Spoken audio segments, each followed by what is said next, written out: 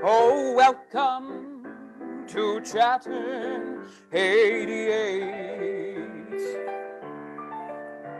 If you're just tuning in, hey, that's great. Oh, yeah. 'Cause every single week we have a guest. Spending time with me is the best. Hi, everybody, and welcome to Chattin 88's at 8. I am your host, Curtis LaBelle, and welcome to Wednesday. Here we are. Every single Wednesday, we are coming to you live from someplace in the world. And we are here at the Hot Shoe Studios, and we're having an absolute blast tonight. And I am excited to bring in our guest, but not just yet.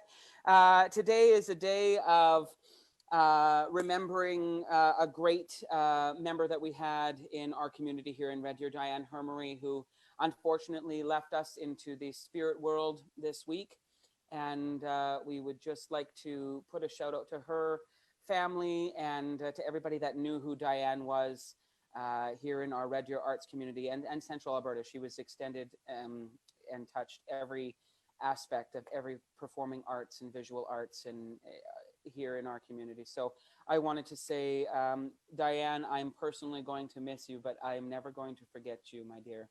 I love you dearly, just like everybody does in our community, and you have touched our lives for very important reasons, and they're all personal reasons, and I know I have mine that I'm cherishing for many, many, many years to come. And girl, one day we are going to reunite, and I will have a cup of tea with you, and it's going to be beautiful. So Diane, thank you for what you have done for our community. Diane Hermery, she was a longtime member of the Red Deer Arts Council and has presented many wonderful, great opportunities here in our community in Red Deer. So thank you, Diane. To you, my darling, this show is dedicated to you today. Speaking of today, it has been really nice here in Red Deer. I'm very excited. Pretty soon, we probably could have brought out the shorts and sandals again, but there's still snow, so that is a no-go. Our guest today is Mike Szabo, but before we bring him in later on in a few moments' time, he's in our waiting room. I wanted to talk about this lovely cup. Can we get a zoom in on our mug here? This is one of our new mugs for Chattin 88, so I'm going to hold this up.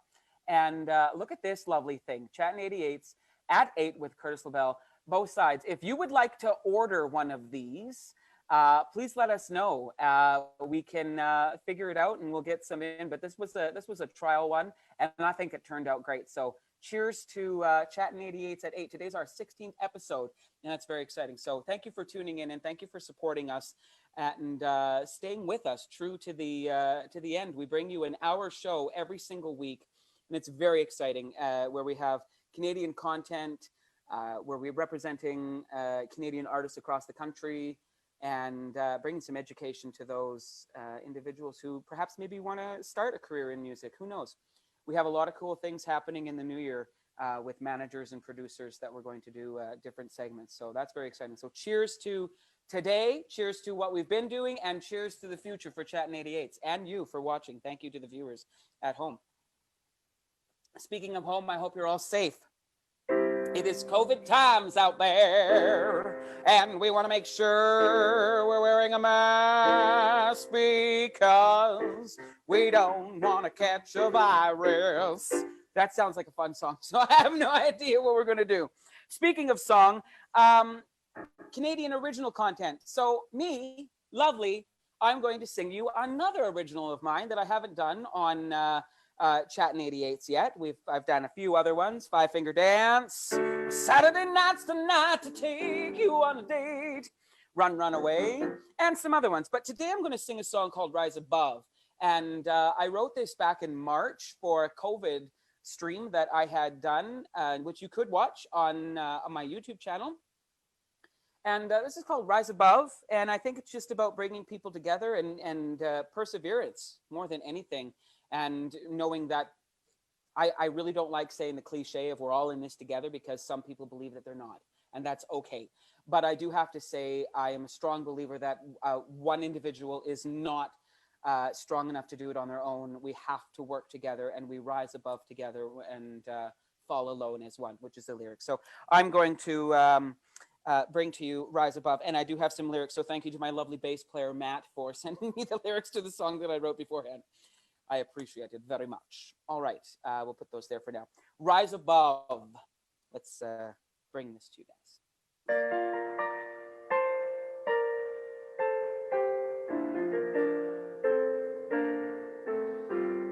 When the world is old and lonely and the healing has begun, make a change, come together. From a distance, we are one.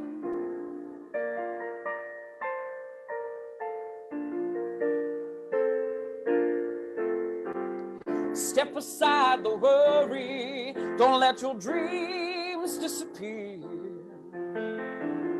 Holding back what you want to do, not the way to see it through. Rise above together, fall alone as one. Won't last forever. Take the moment and run. Rise above together, fall alone as one. Won't last forever.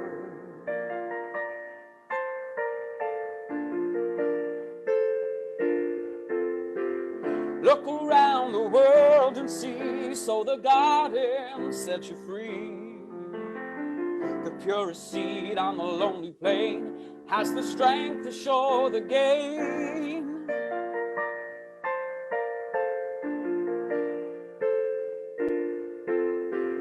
Step aside the worry, don't let your dreams disappear. Holding back what you want to do, not the way to see it through. Rise above together, fall alone as one. Won't it last forever? Take the moment and run. Rise above together, fall alone as one. Won't it last forever?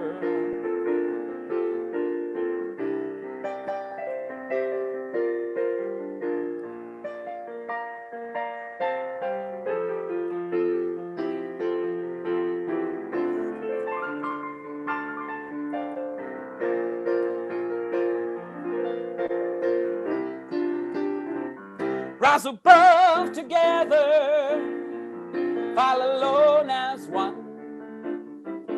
Won't it last forever? Take a moment and run. Rise above together, fall alone as one. Won't it last forever?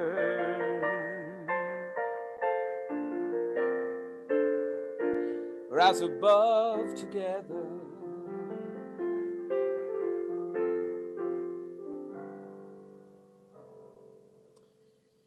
Thank you for listening. I have to say, I feel, you know, this is,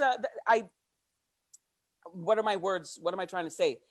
I enjoy being able to share what I'm playing and what I'm writing for whoever is listening. And, you know, that almost felt like a workshop in what I was singing. So there was a raw version of that song, I guess you could say, with some mistakes and what else is coming out of it. But you know what? That doesn't matter. And that's one of the things about songwriting, and that's one of the things about performing, I find, as an artist, is to enjoy the mistakes, understand the mistakes, and learn from them. And not to say that it was a horrible thing, but I haven't sang that song in a while, actually. I was going to do that in the studio, and then we moved over to a different song.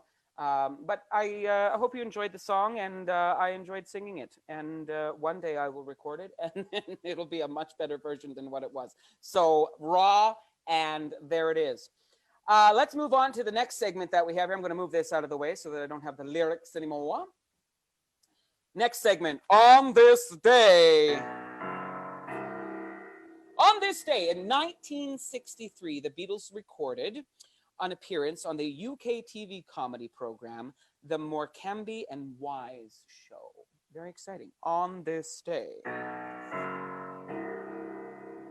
1966, David Bowie released Rubber Band, his first single on the Durham label. Very exciting. On this day,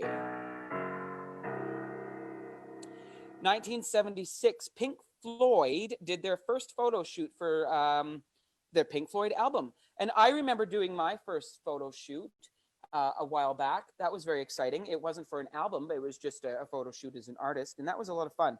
I think photo shoots are great for even anybody that's not an artist. Just get out there and make yourself look fabulous.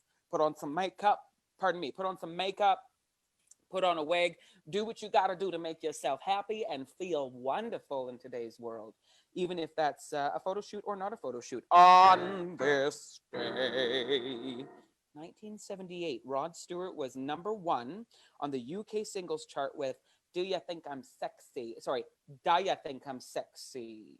On this day.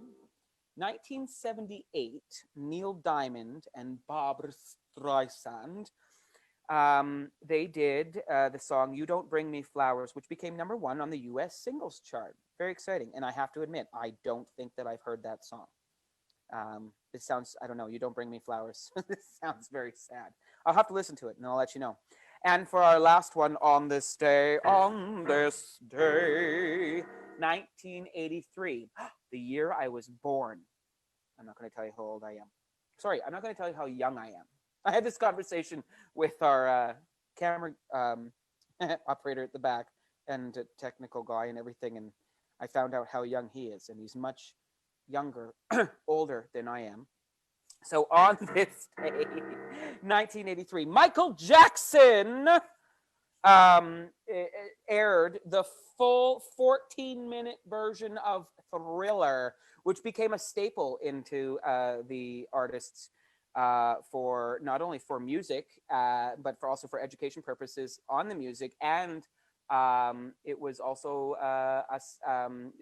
how to do music videos. It really paved the way onto new technology. And it was really, really a very important thing, I think, without even knowing it at the time. So thank you, Michael Jackson, for that. And for the entire crew that was a part of that project. Ladies and gentlemen, we have come to the part of the show where I'm going to introduce our guest, Mike Szabo. Mike Szabo is a local here in Red Deer. He's I'm going to call him a songwriter, and he's been called that before. He is a gentleman that has went from not doing music as a mainstream and has completely given up a lot of things that I guess you could say that he probably thought he was in order to pursue the career of music. And he has done an amazing job just in a very short period of time. So without further ado, can you please put your hands together as I'm running the computer again here tonight, so bear with me. Put your hands together for Mr. Mike Szabo. He should be coming in here shortly. I see him coming in. He's setting up sound. We see Mike Szabo's connecting. Hello. Hi, Mike. I can hear you.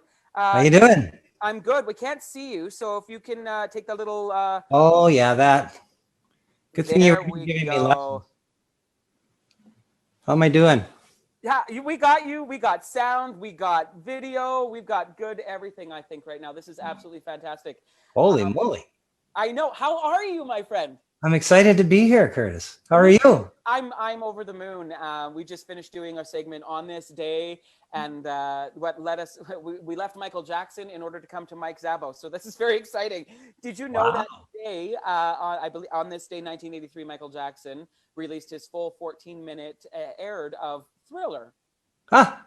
Well, we picked a good day to do it then. We picked a great day to do this. So, Mike, for the people at home who don't know, one of the things that I kind of wanted to talk about to get going before we go on any further is tell us where you're from. Tell us just a couple of little tidbits about you that we don't know that's not music related in 1 minute or less. Okay. Well, I'm a lifelong Albertan. I've got two beautiful daughters here in Alberta with me, and I spent 24 years in the RV industry selling RVs at a local dealership and enjoyed a really great career. And then went through a change in life when I was about 58 years old that spurred an exploration into the music scene, I guess. And from there, it's it's just kind of really had a life of its own. So.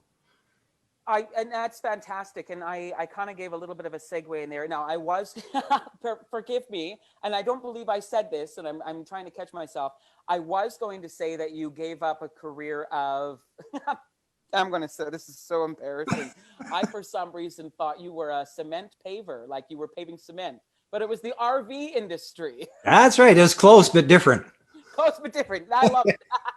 So, Mike, before we go into you and how you decided to pull the plug on one thing close, again, we had this conversation before we started the show tonight, and we were working on some sound and getting you all set up technology-wise for Zoom, which is something I kind of want to talk about, and that experience, because we've been doing things differently now through social media, and especially for the arts, because we don't have live shows and we are unable to get together as a family face to face and support that way.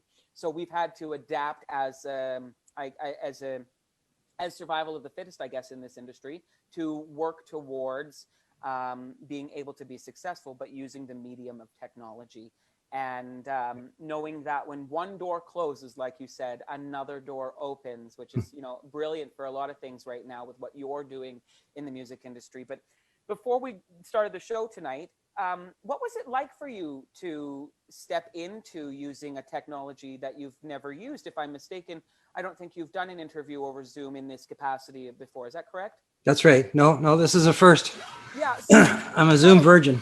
You're a Zoom virgin. That's wonderful. Yeah. I feel like that should be a song. Do you want to write it? Could be. Yeah, I don't know if it's in my genre or not, though. Yeah, I don't. Yeah, I'm not so sure either. We don't know. Could be a rap song, all right, or a screamo song. Who knows? But just give us a little bit of insight on, from your standpoint, what it's been like having to adapt using technology now instead of being able to perform live at an open mic or to do a live show. Yeah, for me, I don't have a lot of breadth of experience in this industry past a few years ago, about 3 years ago. Excuse me. So my live show, I was just learning about all that stuff when it got kind of taken out from underneath our feet. And I started to look at the technology a little bit, the Facebook, and I saw friends putting videos up, and then I saw other artists, bigger name stars using Instagram and all these things. And I realized just how I just didn't know anything about it. So my experience with you was great because you did all the work, buddy. You drove over here twice. Well, and again, family helps family, and we're all here to support each other on that. And I'm happy that I was able to do that. But let's talk about at the point where it's never too late to start with music, no matter at what point we're at in the world, post-COVID, pre-COVID, whatever it is, or in the middle of a pandemic. You really you've been doing music for a while, but to make it your own and follow suit with what you wanted to do is a career change. And also in the middle of not being able to do shows, you really kind of stepped into a different view of this. I think. Yeah, just what has that all been like, writing music in the pandemic, I guess, and as a singer-songwriter? Well, boy, how to condense that into a minute or less is a little bit tough. But you can take your time on that one. Take your time on this. There's a lot of viewers, young kids are watching that are aspiring artists. There maybe even be somebody who's, again, in their late 50s or their early, whatever age they're wanting to do music. What can you give them at this point, stepping into music at this moment in your life? What advice do you have, or what did you do? How did you get going? I always had music in my life. I've said a few times that I don't ever remember a time where I did not have a song rolling through my head, from The Sound of Music to Mary Poppins when I was a kid to Born Free to, all the way through my years. I've always had these songs in my head that have revolved over and over again in there. And I've been a campfire guitar player, most of my life with a few select friends. And we just played the songs that we loved, and no originals, all cover stuff. And that was our world, right? And I had a family, a wonderful family, and I wouldn't change anything about that. But my marriage ended in 2016, and it became evident to me after a period of kind of self-discovery, like, what am I all about? Just who the heck is Mike Szabo after all these years and this other career and being this and being that and being a dad and being a husband.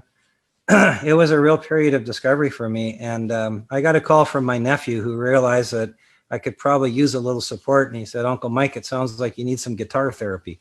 So I went out and I saw Justin. Yeah. And this brilliant young man took me under his wing and we became a duo we called Woodstuck.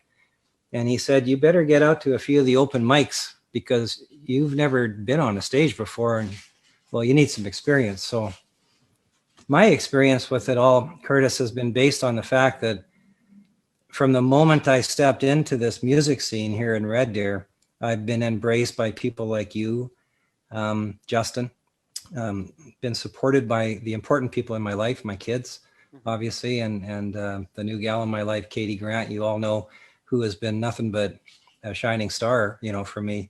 And I think we need to get her on an interview as well because she has some great music out there as well. Oh, she'd be a lot of fun, I think. I think so, that would be a good choice. You talked about open mics because that seems to have been, I guess you could say, a gateway into getting you comfortable with performing, comfortable with receiving what an audience has to give to you, because an audience can be very welcoming or an audience can be very unwelcoming, if you will. And the open mic scene here in Red Deer is freaking phenomenal. It is. And the artistry that we have in this city is hard to say. It's to the least to say that it's actually probably the best that I think that I have seen in Alberta personally. Yeah. And how did you get over? Take me to your first open mic, if you remember. I remember it well. Oh, perfect. Take me to their first open mic and what that felt like for you. And then what was the seed that went, okay, I've got this. I love this. I'm going to do this and I'm going to keep chewing at it. Yeah, well, it's a great question. And I'll never forget that night. It was at Roosters Bar and Grill. It's a club that's shut down now, unfortunately. And it had a Monday night open mic, and it started early, about 6 o'clock. So it was a little unusual. So us older folk, we kind of like that. And I kind of, but I was told to get in touch with a guy by the name of Pete Christian. And I called him and he was very gracious. And he said, yeah, come on by. Here's kind of how it works. Love to have you stop in. So I stopped in there, nervous as all hell. And as I walked in, I saw my new best friend, Ron Leninger, up on stage wearing his moccasins and his long silver hair, playing his big old Guild guitar, belting out, I think, the band or something like that. And I thought, yeah, I'm home. This is where I belong. And then I played my first couple songs, and Pete was there and very supportive, and David Gilmore was there. David built the guitar I'm going to play tonight. And he had some wonderful things to say, and a guy by the name of Levi Cuss was there. And he really, these guys just kind of really made me feel like what I did was pretty okay, and I knew it wasn't great, perfect or anything, but they embraced me. And I think the true success to my path here in Red Deer has been the people. I was just going to say, I think what I'm hearing is what has kept you, what keeps us going, and I definitely can say the same thing, is the community and the close, relationships that we end up growing with people, that the support, and the fans. Oh, absolutely. Yeah. Huge. Yeah. I never knew any of that stuff before, and I never knew how addictive it could be. And and the truth is I've come to realize that it's part of who I am. When I'm up on stage singing, I feel like that's what I'm supposed to be doing, and that's the first time in my life I could really say that, other than being a dad. Mike, I've gotten to know you for a couple of years now, and I have to say, when I first found out that you've decided to do music or took music on as a career or whatever, however, whatever, even not as a career, just you're focusing on your gift and what you want to give back to yourself and to the community, and to share your voice, if you will, not just Mhm. the lateral application of the voice, but your voice from the heart. It My own journey has been up and down, and just like a lot of other artists. And sometimes it's really hard to find. Sometimes I find it hard to um, when you're told no, it's hard to find something to grasp onto in order to get yourself back up on that horse and to keep going. And I have to say, you are definitely one of those inspirations and caveats for me to be reminding myself. Not that simple. If he can do it, I can do it. It's not about that. It's about your why, and your why has been always something. I don't think I've ever shared this to you, and now the whole world is watching. Mhm. But I've always thought that what you do and why you do it has always been a reminder of me to go, I can do this too, and because I want to, and I relook at my why. So Mike, you've been an inspiration more than you probably know to a lot of artists in this community, even artists who are not musicians. And I think it's important that we all know just exactly how how poignant and powerful of a spirit you are. So thank you for that. Well, thank you for saying that. It's very meaningful, very meaningful words to me, and I do feel like I want to give back. I do feel like I want my songs to, I don't know, connect, I guess. And I've said to myself a few times, if people feel half what I feel when I sing my songs, then I think I'm doing pretty good. So, yeah. Oh, isn't that the magic words? Speaking of connecting, I think it's time for you to share with us and connect with us one of your first song for tonight, Mike. Okay. So here's how we're going to do this. I'm Okay. going to turn my camera off and my microphone so that you have the focus and that people are listening to you. And as soon as I do that, just give us the title of the song, a little bit about it, and then dive right in, and we will tune in and listen accordingly. Thanks, Curtis. You bet. Go for it, buddy. Well, this song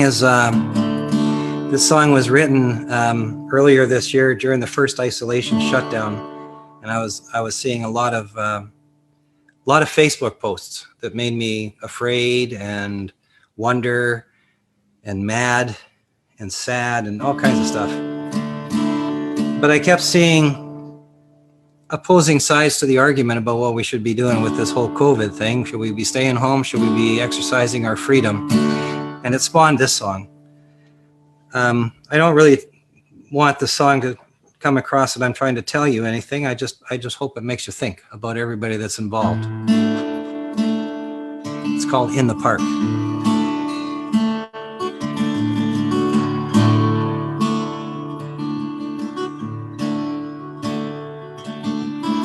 Well, the love lives on, maybe grows. She feels it most when the cold wind blows, and she misses him.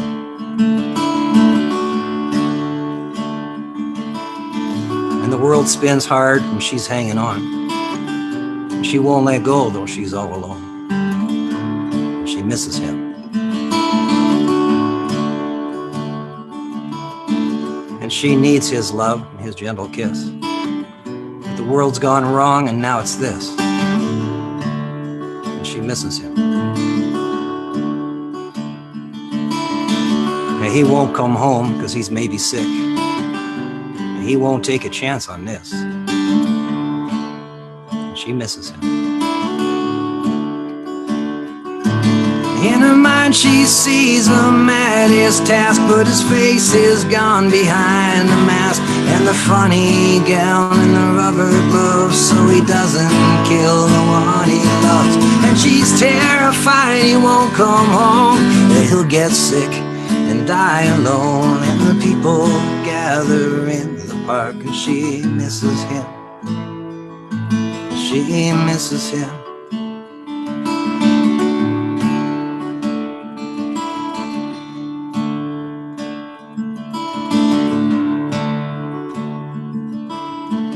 Well, he lost another one today.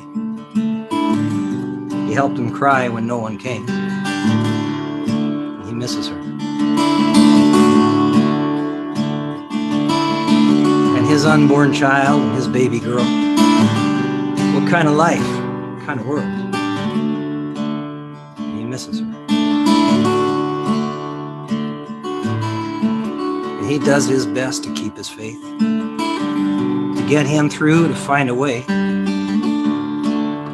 he misses her. And he fears the worst is yet to come. So he won't quit until it's done. And he misses her. In her mind she sees the man his task, but his face is gone behind the mask and the funny gown and the rubber gloves, so he doesn't kill the one he loves. And she's terrified he won't come home. He'll get sick and die alone. And the people gather in the park and she misses him. And she misses him.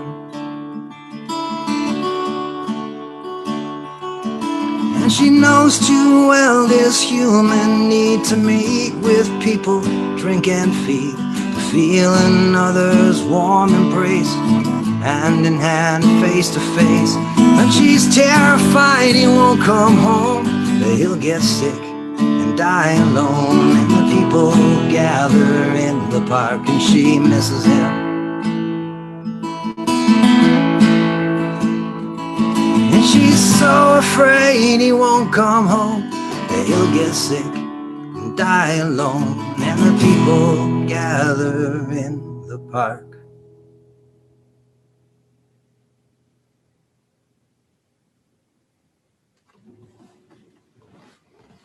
Mike, absolutely amazing, my friend. Thanks, Curtis. You know, we were just talking here, listening to you, and one of the things that I appreciate you a lot, again, one of the things I really appreciate you, Mike, and I want to share my love for you, buddy. I love you, buddy. You know, a songwriter, if you will. You've been said a few times, I've heard. And I would say, but you know, more in anything that I really enjoy is the fact that you're a storyteller. And I think that song really hits it on the nose of a Mike Szabo experience. I'm sorry, Szabo or Szabo? Well, my dad would have said Szabo. My whole life I'd said Szabo. So I don't know. Tomato. You got to listen to the song Immigrant Son to understand that one. But again, can you just repeat the name of that song one more time so that when we make sure everybody gets it and that we. The one that I just sang? Yeah. That's called In the Park. In the Park. Yeah. Perfect example of, I think, of who you are as an artist and as a storyteller. Absolutely amazing.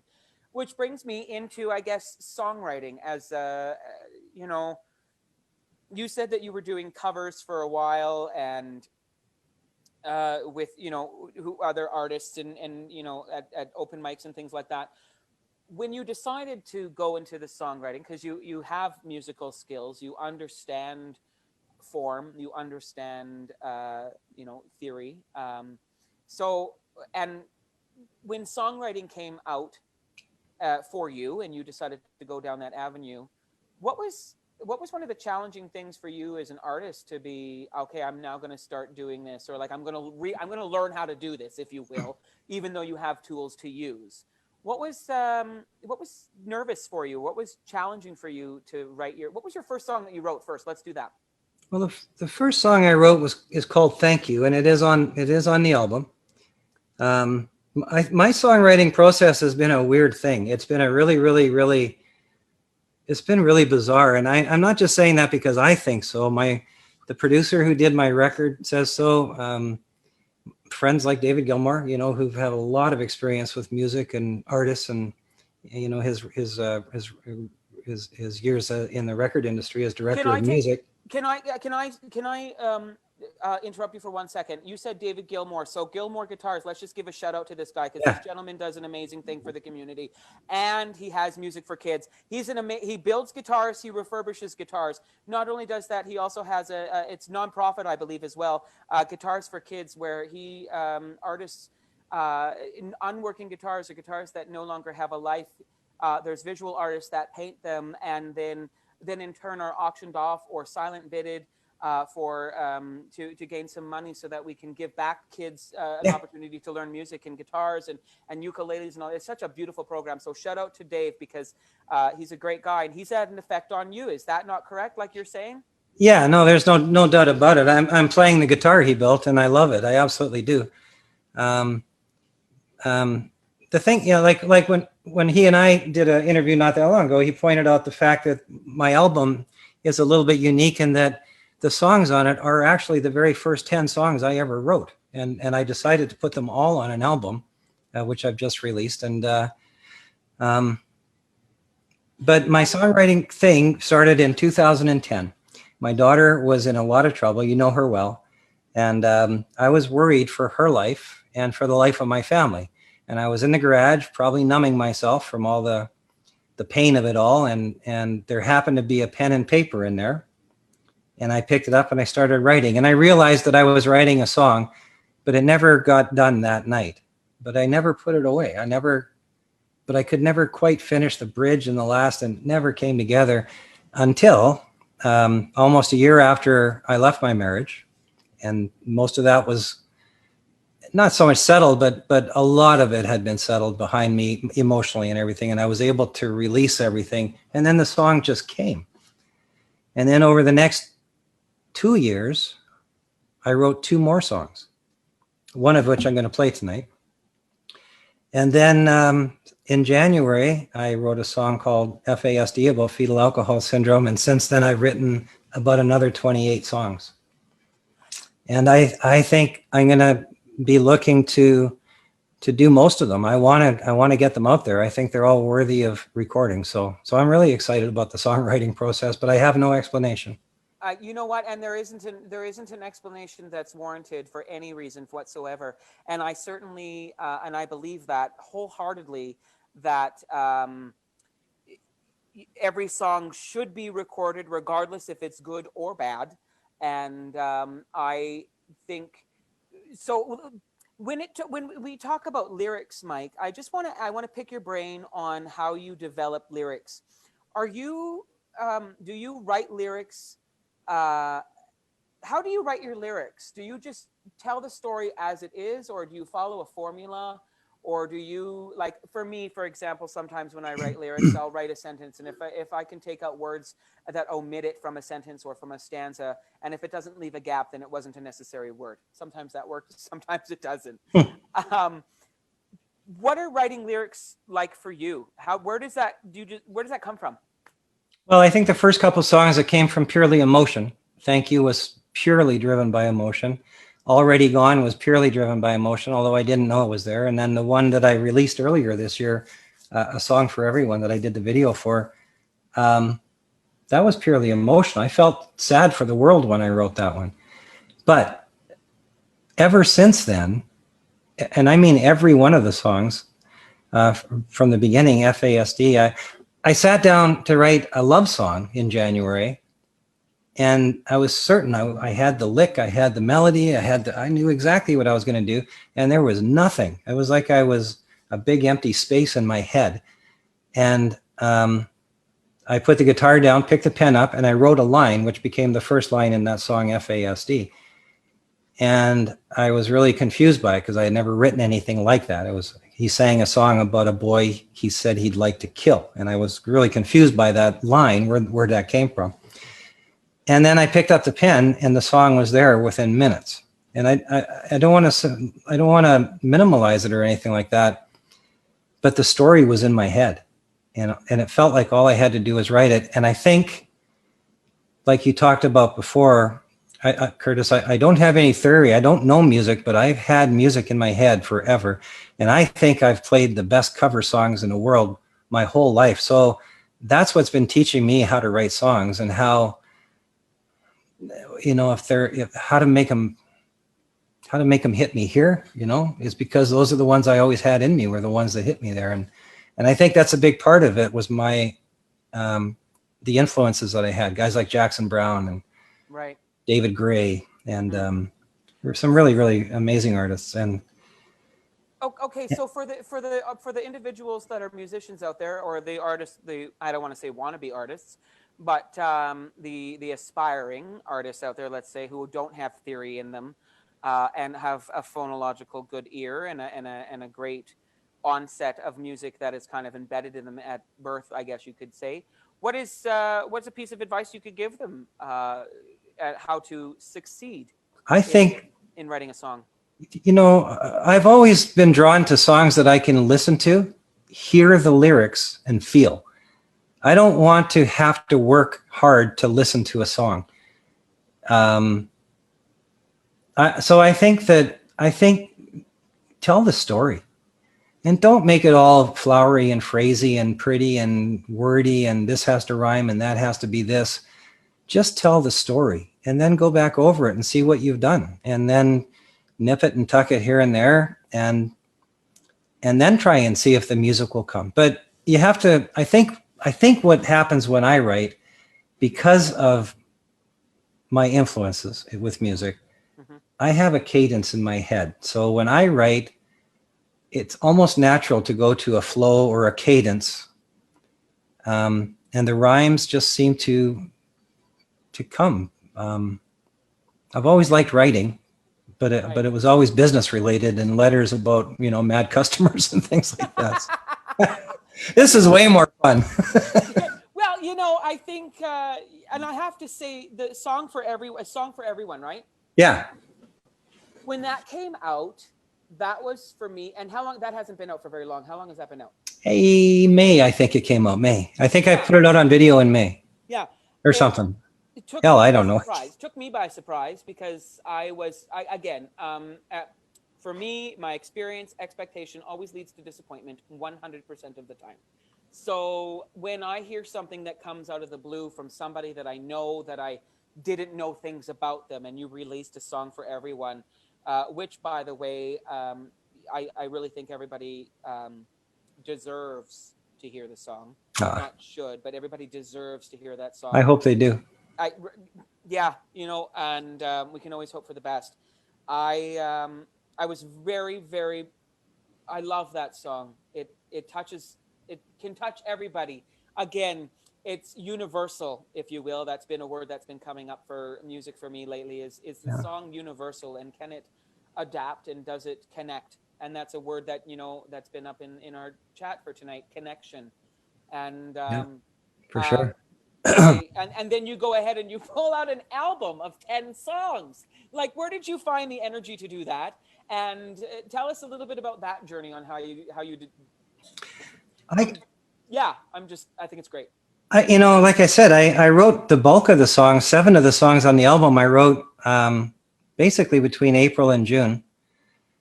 And I've written many, many, many more in that same period of time since then. But I had the 3. The next 7 came, and I think it was, I think my emotions were kind of laid raw. I had an experience with my very, very great friend Paul Branton, who's in Calgary, who came up to see a show in March, just before the isolation shutdown that I had at the Hideout, and he collapsed in my garage, and he almost died. And as a result of the fall, he had some pretty horrific chest injuries, broken ribs, punctured lungs, developed pneumonia. And it was a real journey. And I went to Calgary, and I spent the first 3.5 days with him, thinking that I could convalesce him and help him through the first week. He was told at the hospital here that he had broken a rib, nothing about the other conditions. Yeah, and he didn't have pneumonia at that time, but right. Anyways, watching him suffer, watching that pain. Facebook was full of COVID, this, COVID, that. My kids were back home. I think that had a really profound effect on me emotionally, seeing my friend hurt like that and being unable to help him. And then when I took him to the hospital, and the immense sense of relief I felt, I just wanted to get home. And so when I got home to Katie and this beautiful home we have here together, and I just felt like I was in a really safe place, but I was emotionally, I was kind of shaky. I was really quite fragile from the whole thing. Right. And I think maybe PTSD, I don't know. But I just picked up a pen and started writing, and a lot of the songs came out then. And I think a lot of that had to do with emotion. So I think it's safe to say that experience is a huge caveat to a singer-songwriter or anybody. I think experience. And for those of you who are listening or just tuning in, this is Mike Szabo. Yeah, And, Curtis the Bell. Hey.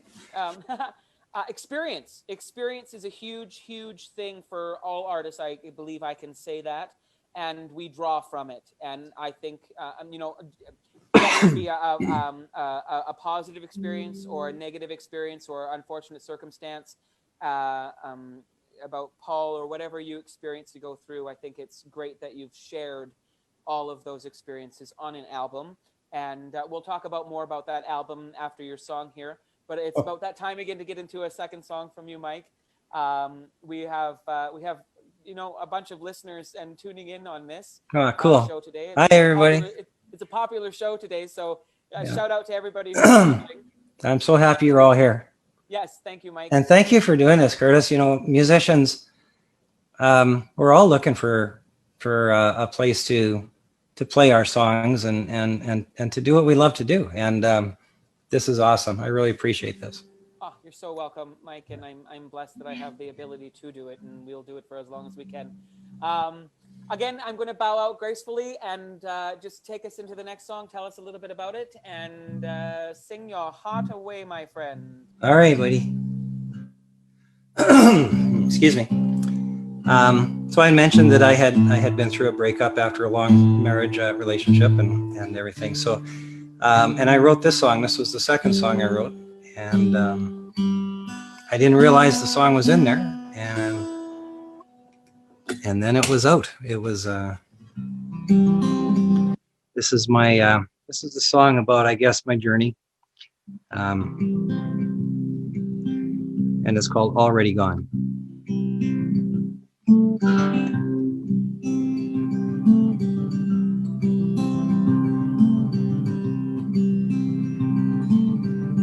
Spinning wheels far too long, hanging on to something gone. We thought we had to see it through, 'cause that was what we had to do. We don't know when it went wrong, we only know that it was gone.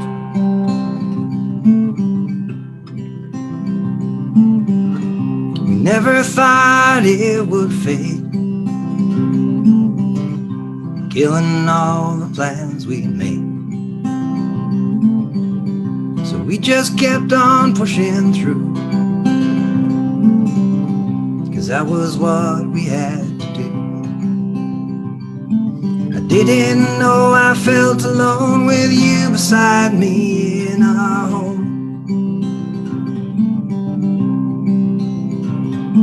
And I can't say when it went wrong, I only know that you were gone. You're already gone.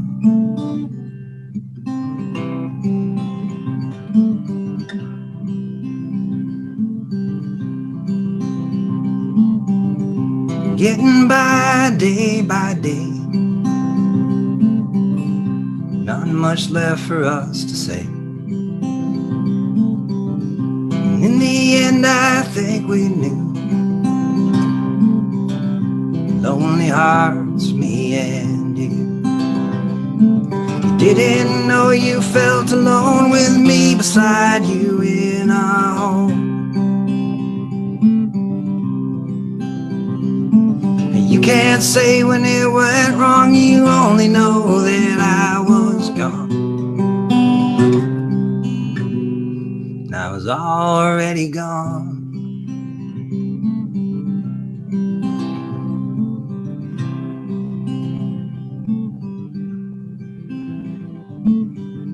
And in the end, I think we knew, nothing left for us to do. Been spinning wheels far too long,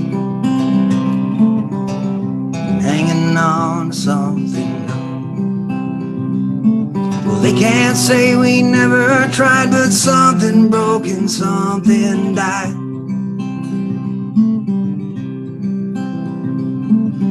don't know when it went wrong, we only know that it was gone. It was already gone. It was already gone.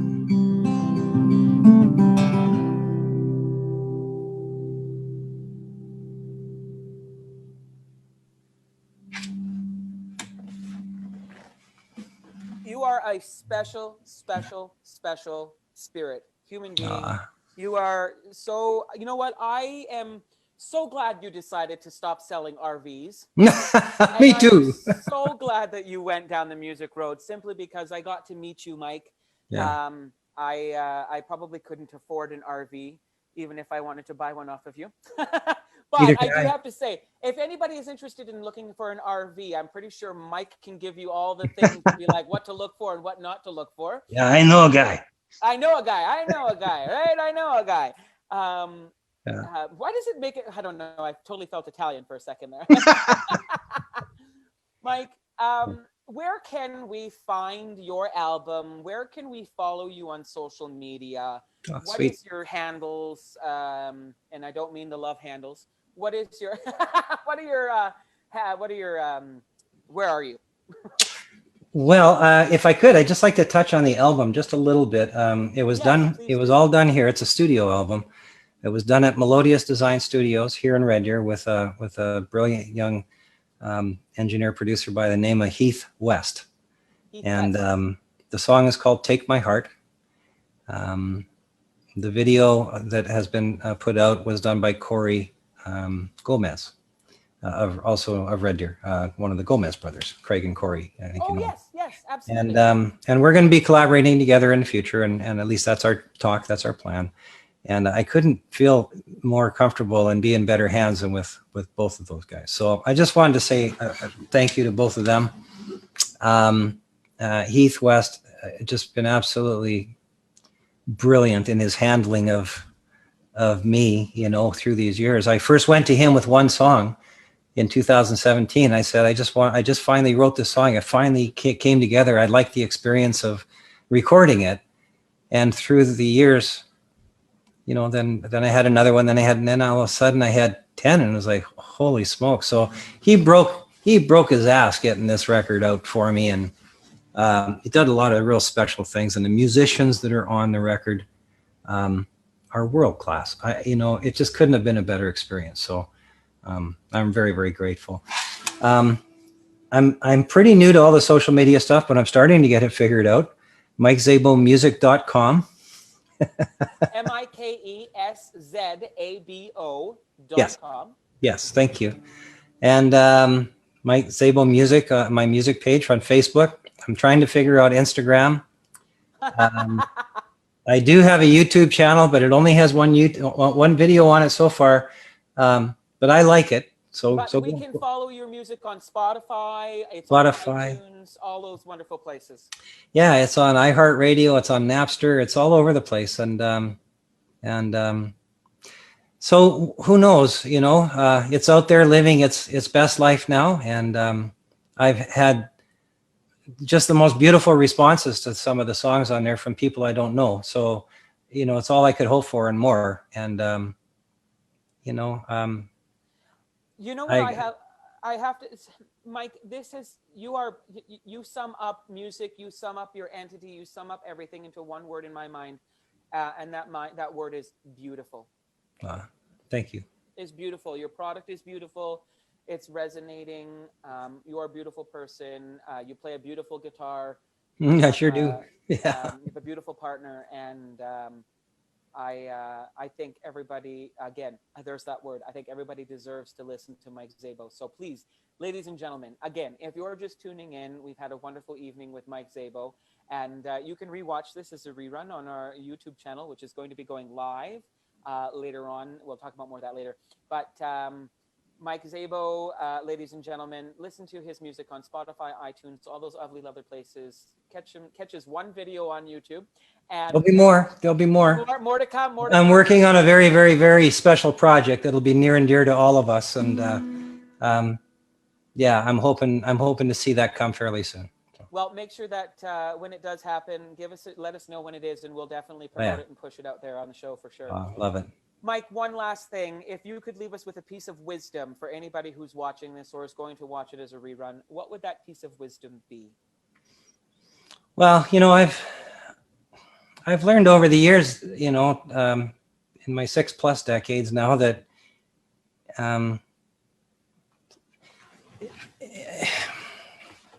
one piece of advice doesn't fit everybody, so you have to find yourself, I think, is the real thing. And I always knew the music was in there. I didn't know how important it was to me.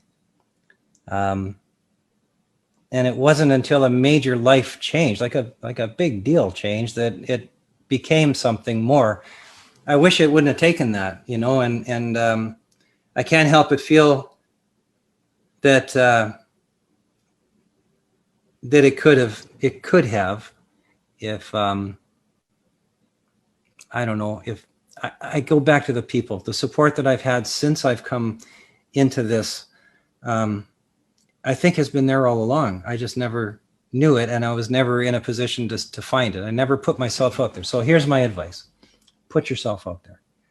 Find an open mic to just go out and sing, or if you want to write a poem, find a spoken word open mic and go out and tell your story.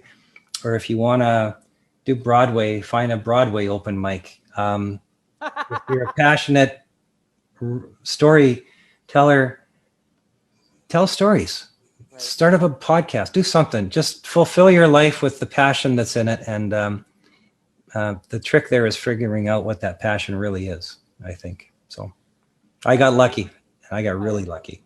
I agree. And because you got lucky, we are lucky to experience your music, my friend. Mike, it is that time, brother. Thank you. I love you. You are amazing. You mentioned somebody. Thank you so much. You mentioned somebody's name. Levi Cuss is our guest next week. So oh, nice. That's going to be a lot of fun. Shameless plug. What's that? Shameless plug. What's that? Please keep your eye open for Levi Cuss, Mike Szabo, Ryan Halmadal, and Curtis Pagoo. Singer-songwriter circle called Four Rooms. We will be coming to a theater near you when we're allowed to once again. But yes, you guys what a treat playing with them. You guys did a couple of shows this last bit here when we were able to, do a couple shows in the. I missed it. We had just interviewed Curtis a couple weeks ago, and it's on my docket, and I'm pleased when that happens. I am there, like Cher on a stage. So, Mike, thank you so much. One more round of applause to you. Folks at home, scream really loud so Mike can hear you somewhere in the world.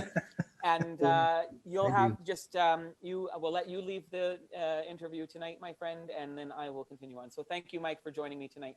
I want to say thank you to everybody who joined in tonight. I don't know who you are, but I really appreciate that you did. And thanks again, Curtis. This was really cool. Yeah. Thank you so much, Mike. Have a fabulous evening, my friend. Bye. Okay. Oh, you have to leave. Oh, I have to leave you, right? That's that part here where that's part of the bloopers for I don't want to leave. I know. See you, buddy. Bye. All right, ladies and gentlemen, Mike Szabo with us tonight. That's funny.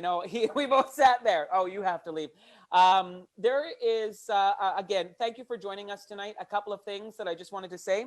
If you are interested in advertising with us here at Chattin 88s, please give us an email at chattin88s@gmail.com, and we will have one of our representatives get back to you and talk to you about advertising a product that you have or any events that you have coming up. Also, please remember, this is our lovely Chattin 88s mug. We do have hoodies on the way. We have hats and t-shirts on the way. So if you are interested in purchasing one of our lovely Chattin 88s at 8 with Curtis LaBelle for your wearing purposes or drinking purposes, please let us know in an email or give us a shout out on social media, on Facebook or where else that you watch us. Next week, we have our lovely guest, Levi Cuss. Again, like you just heard Mike mention him. He's another great staple artist here in our community in Red Deer. And that will be next week is our last show for the season of 2020 while we go into Christmas. So we're going to have a Christmas show next week. It'll be very exciting. And I just wanted to say one more thing. Please remember that you are not alone right now in your journey through this pandemic. If you are needing somebody to speak to, if you are wanting some help with music, please note that I am here. You can reach out to me, you can reach out to one of our team members, and we will get back to you, and we will support you, and we will be here to listen. Ladies and gentlemen, thank you for tuning in tonight, spending time with me. That's right. Every single day we have a guest. Spending time with me is the best. Have a fabulous evening.